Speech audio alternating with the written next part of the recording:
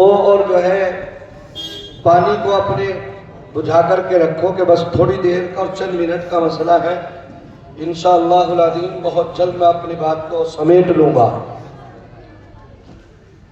میں انشاءاللہ آپ سے لمبی گفتگو نہیں کروں گا، بہت ہی مختصر سے وقت میں 3 باتیں آپ کی خدمت میں عرض کروں گا، اور 3 بات اور 3 پیغام 3 نصیحتیں آپ کے سپرد کر کے آپ سے میں رخصت ہو جاؤں گا۔ پھر انشاءاللہ اگر اللہ نے موقع دیا اور ہماری آپ کی زندگی رہی تو اللہ رب العزت والجلال جب بھی موقع دے گا پھر اگلی گفتگو انشاءاللہ تب کریں گے۔ میں نے قرآن کی الگ الگ جگہوں سے جو 2 آیتیں کریمہ تلاوت کی، اسی کے ساتھ ساتھ الگ الگ کتابوں سے 2 حدیثیں آپ کے سامنے بیان کی ہیں۔ بس اسی کے ضمن میں 3 باتیں آپ کی سماعتوں کے حوالے کروں گا اور انشاءاللہ العظیم اپنی بات کو ختم کر لوں گا۔ اللہ رب العزت والجلال آپ کی آمد کو قبول فرما دے۔ آمین۔ مجھے ایسا لگنا چاہیے کہ مظفر نگر میں بیٹھے، ابھی تو ہم کھتولی بھی نہیں پہنچے آپ کی آمین کے حساب سے۔ اللہ رب العزت والجلال آپ کے مدرسہ تعلیم الاسلام کو دن دوگنی رات چوگنی ترقی عطا فرما دے۔ آمین۔ اب کے تو لگا ہاں بھائی قادر رانا چوک پہ پہنچے ہم، ماشاءاللہ۔ ہے نا؟ ایسا لگنا چاہیے کہ کیول پوری میں بیٹھے ہیں۔ ہم نے باہر روڈ پہ آ کر کے معلوم کیا بھائی جسونت پوری جانا، نے کہا ہمیں تو پتہ نہیں کہا۔ میں نے کہا یار وہ شاید اشتہار میں نے نکالا، میں نے کہا بھائی وہ کیول پوری ہے، نے کہا یہ سامنے بھی جو راستہ جا رہا ہے بس یہی ہے۔ تو مجھے ایسا لگنا چاہیے جیسے اس ٹھیلے والے نے ہمیں لڑ کے بتایا ہو۔ اللہ رب العزت والجلال آپ کے یہاں پر بیٹھنے کو قبول فرما دے۔ آمین۔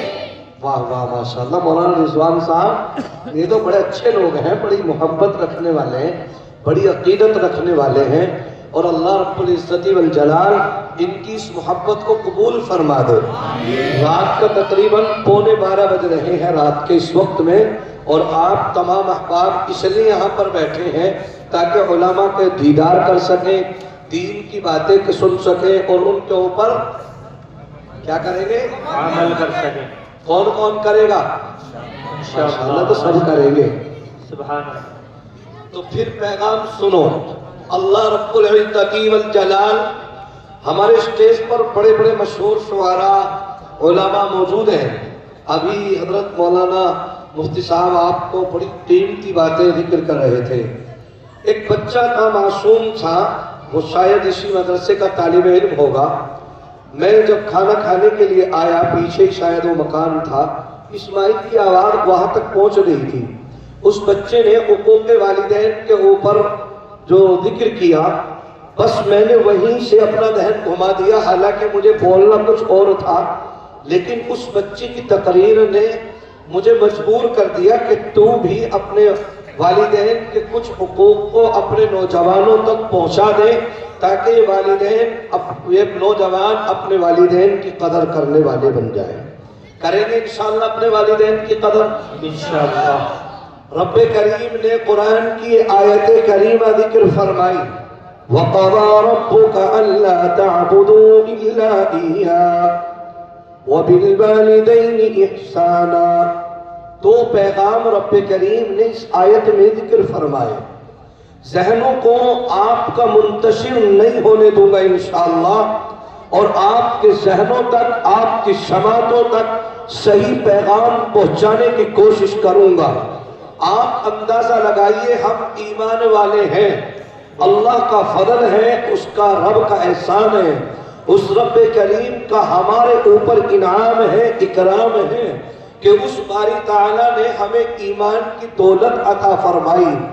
یہ ایمان وہ ہے کہ اگر میں یوں عرض کروں کہ اس ایمان کی وجہ سے تقریباً 1.25 لاکھ انبیاء علیہم الصلاۃ والتسلیم کو ستایا گیا، کسی کو کنویں میں بند کر دیا گیا، کسی کو چیر کر 2 ٹکڑے کر دیے گئے، کسی کے اوپر پتھروں کی بارشیں کر دی گئی، کسی اور دوسرے نبی کی طرف کو نہ دیکھیں بلکہ میرے اور آپ کے حبیب امام الانبیاء، تاجدار مدینہ، احمد مجتبی، محمد مصطفیٰ، یہ پورا مجمع اپنی زبان سے کہے گا صلی اللہ علیہ وسلم کہ جس وقت میں آپ میدان طائف کے اندر پہنچے، آپ نے مکے کی سرزمین پر، آپ نے طائف کے میدان میں جا کر لوگوں کے سامنے عرض کیا، اے لوگوں، یا ایھا الناس قولوا لا الہ الا اللہ تفلحون، اے لوگوں تم ایک اللہ کی وحدانیت کی گواہی دو اور تم کامیاب ہو جاؤ گے، تم کامران ہو جاؤ گے، تم منزل مقصود کو پہنچ جاؤ گے۔ تو آپ نے اپنے ان اکابرین علماء کی زبانی سنا ہے کہ آقا نامدار جناب رسول اللہ صلی اللہ علیہ وسلم ادھر یوں اعلان کرتے ہیں، اے لوگوں تم لا الہ الا اللہ پڑھ لو، ادھر آپ کے جسم اطہر پر لوگوں نے پتھروں کی بوچھاریں شروع کر دی، پتھر مارنے شروع کر دیے۔ قربان جاؤ میں آقا نامدار کی جوتیوں پر اور اس نبی کی جوتیوں پر کہ جس کے اوپر پتھروں کی بارش ہے، لیکن تڑپنے کے باوجود، اس خون کے نکلنے کے باوجود، ان لہو کے قطرات کے نکلنے کے باوجود وہ رب کریم کے سامنے اپنے ہاتھوں کو اٹھا کر کے کہتا ہے، ربی امتی امتی، پروردگار یہ میری گناہگار امت ہے، یہ میری ناسمجھ امت ہے، میرے مولا میری اس امت کے اوپر اپنا رحم فرما دے، اپنا کرم فرما دے، یہ میری امت گناہگار ہے۔ رب کریم نے سیدنا جبرائیل امین علیہ السلام کو اس میں زمین پر بھیجا، جاؤ جبرائیل جا کر محمد سے سلام عرض کر دو، جا کر کے محمد کو میرا پیغام سنا دو، جا کر کے محمد سے پوچھو جس چیز کے بارے میں آج محمد فیصلہ کرے گا، رب کریم عرش اعظم پر بیٹھ کر اس فیصلے کو منظور کرے گا۔ محمد چاہے تو ان طائف والوں کو ہلاک کر دو، اگر محمد چاہے تو ان کو نجات دے دو، محمد چاہے ان کو اس دنیا سے ختم کر دو، اگر محمد چاہے تو ان کو اس دھرتی پر رہنے دو، اس زمین پر رہنے دو۔ تو جانتے ہو وہ میرے اور آپ کے نبی، وہ عبداللہ کا درن یتیم، وہ آمینہ کا لخت جگر، وہ عبد المطلب کا نور نظر، جس وقت نے سیدنا جبرائیل امین اس میں زمین پر آ کر کے کہتے ہیں، یا نبی اللہ، یا رسول اللہ، سلام نے آپ کو سلام کہا ہے، آپ کی منشا چاہیے، آپ کی مرضی چاہیے، آپ جو مرضی ہو بتائیے، اگر آپ کہیں ان طائف والوں کو ہلاک کر دیا جائے، آپ چاہے ان کو چھوڑ دیا جائے، آپ چاہے ان کے اوپر اللہ کا غضب نازل کر دیا جائے، آپ چاہے ان کے اوپر رحمت ڈال دی جائے، رب کریم کہے آخری حبیب جناب رسول اللہ صلی اللہ علیہ وسلم یوں تعلیم دیتے ہیں، وَمَا أَرْسَلْنَاكَ إِلَّا رَحْمَةً لِلْعَالَمِينَ۔